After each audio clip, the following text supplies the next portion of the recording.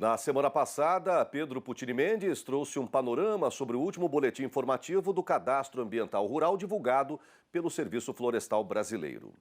Hoje ele fala do coronavírus, que também está influenciando na esfera jurídica o agronegócio. Dessa vez, a interferência foi nos processos de demarcação de terras indígenas. Uma decisão do Supremo Tribunal Federal determinou a suspensão de todos os processos que discutem a demarcação destas áreas, demarcadas ou não, trazendo problemas para aqueles que aguardavam e aguardam o fim dos processos para validar a legalidade de sua matrícula. Os comentários com o advogado e professor em Direito Agrário e Ambiental, Pedro Putini. Saudações, Pedro.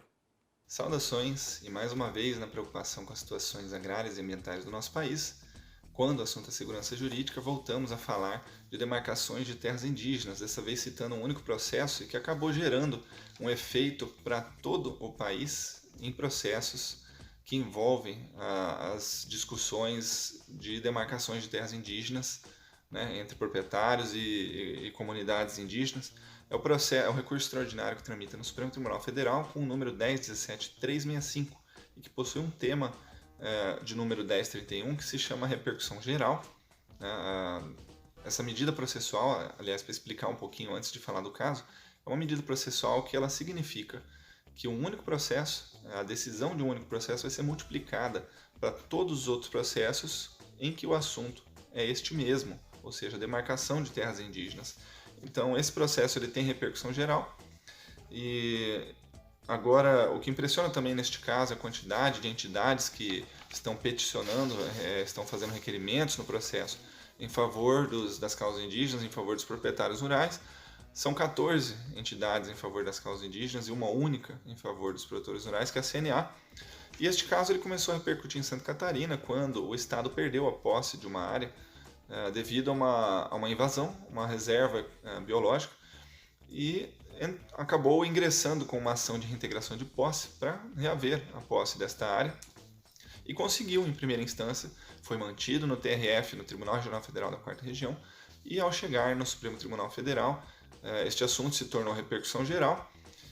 e agora em posse deste processo, ainda não decidido, o ministro relator do caso, Edson Fachin, entendeu que seria melhor suspender este processo e todos os outros processos do país com este assunto devido ao coronavírus, devido à pandemia, devido ao Covid. Então o Covid, infelizmente, se tornou um fundamento jurídico,